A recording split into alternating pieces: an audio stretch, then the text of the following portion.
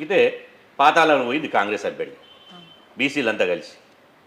అంటే వాళ్ళ గెలుపు వెనకాల కూడా కాంగ్రెస్ పార్టీ ఉంది, కాంగ్రెస్ పెద్దలు ఉన్నారంట. ఇప్పుడు బీసీ అభ్యర్థి బీసీ వాదంతో పోతే మాకు వార్డు మెంబర్ లేడు, సర్పంచ్ లేడు, అదేవిధంగా పోలింగ్ ఏజెంట్ లేడు, గీ గుర్తు కోటేయమని చెప్పేటోడు లేడు. అయినా కేవలం బీసీ వాదంతో ప్రసన్న హరికృష్ణ అని ఒక బీసీ బిడ్డ నిలబడితే 60,450 ఓట్లు వచ్చినాయి స్వచ్ఛందంగా. ఇంచుమించు ఈ అగ్రకుల రాజకీయ పార్టీలు బీజేపీ కాంగ్రెస్తో ఈక్వలెంట్ ఒక 4-5 ఓట్ల తేడాతో వచ్చింది. వాళ్ళు ఇప్పుడు లిక్కర్ వంచి డబ్బులు వంచి అధికారాన్ని ఒకరు కేంద్రంలో ఉన్నారు, ఒకరు రాష్ట్రంలో ఉన్నారు. కేంద్ర మంత్రులు ప్రచారం చేశారు, రాష్ట్ర మంత్రులు ముఖ్యమంత్రి ప్రచారం చేశారు. ఊరూరికి వాళ్ళ పార్టీ క్యాడర్ ఉంది, ఎంపీడీసీలు ఉన్నారు, సర్పంచులు ఉన్నారు, ఎమ్మెల్యేలు ఉన్నారు, వాళ్ళకి ఎంపీలు ఉన్నారు. అయినప్పటికీ సావు తప్పి కన్నులొట్టబోయినట్టు గెలిచారు. మరి ఇది కాదా బీసీల నుంచి వచ్చినటువంటి వ్యతిరేకకు ఇది ఎమ్మెల్సీ ఎన్నికల నిదర్శనం కాదా? దాన్ని చూసైనా బుద్ధి తెచ్చుకోవాలి.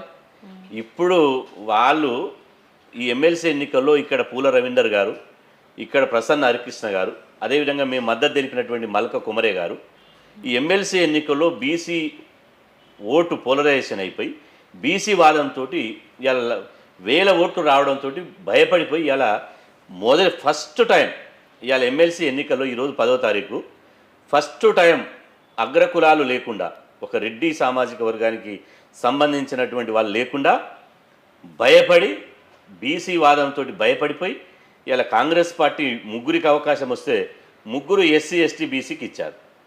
అదేవిధంగా బీఆర్ఎస్ పార్టీ ఒక బీసీకి ఇచ్చింది. చివరికి సిపిఐ పార్టీ కూడా, భారత కమ్యూనిస్ట్ పార్టీ కూడా ఒక బీసీకి అవకాశం ఇచ్చింది.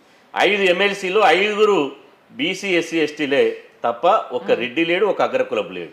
అంటే బీసీ వాదం ప్రజల్లో ఎంత కింది స్థాయి వరకు, క్షేత్రస్థాయి వరకు ఎంత వాదం బలంగా పోయిందో ఒకసారి అర్థం చేసుకోవాలి. కానీ గవర్నమెంట్ మాత్రం తీర్మానం మాత్రమే మా తరపున చేస్తాం, ఆ తర్వాత మేము కేంద్రానికి పంపిస్తాం.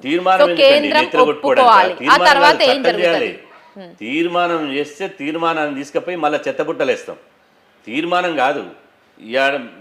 మేము చెప్తున్నాం, బీసీలు అంటే మీరు ఏందో వీళ్ళని ఓటు బ్యాంక్ రాజకీయాల కోసం బీసీలను వాడుకొని ఏరు దాటక ముందు కూడమల్ల, ఏరు దాటినాక బోడమల్ల అయిన చందంగా ఇలా బీసీలను మోసం చేయాలని చూస్తే మాత్రం ఇలా ఒకప్పటి బీసీలు కాదు, ఇప్పటి బీసీలు చైతన్యంతో కూడుకున్నటువంటి బీసీలు. యువకులలో కూడా బీసీ వాదం, బలమైన బీసీ వాదం పోయింది. మీరు తీర్మానాలు చేస్తా అని చెప్తే ఎవ్వడు మేము ఒప్పుకునే పరిస్థితి లేదు. చట్టం చేయాలి.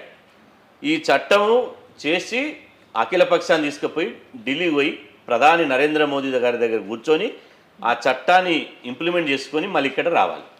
అట్లయితేనే నమ్ముతారు. లేకపోతే ఇక్కడ గల్లీలో ఉన్న కాంగ్రెస్ని, ఢిల్లీలో ఉన్న బీజేపీని ఎట్టి పరిస్థితుల్లో వదిలిపెట్టేది లేదు. వీళ్ళని ఎక్కడికక్కడ మళ్ళీ బీసీలను మోసం చేసి చట్టాన్ని ఇంప్లిమెంట్ చేయకుండా 42% రిజర్వేషన్లు అమలు చేయకుండా మోసం చేయాలని చూస్తే మాత్రం ఈ 2 పార్టీ, గల్లీలోని అటు ఢిల్లీలోని ఎట్టి పరిస్థితులు ఇద్దరిని వదిలిపెట్టేది లేదు. బీసీలు తిరగబడితే ఖచ్చితంగా వాళ్ళ పని పట్టడం ఖాయం.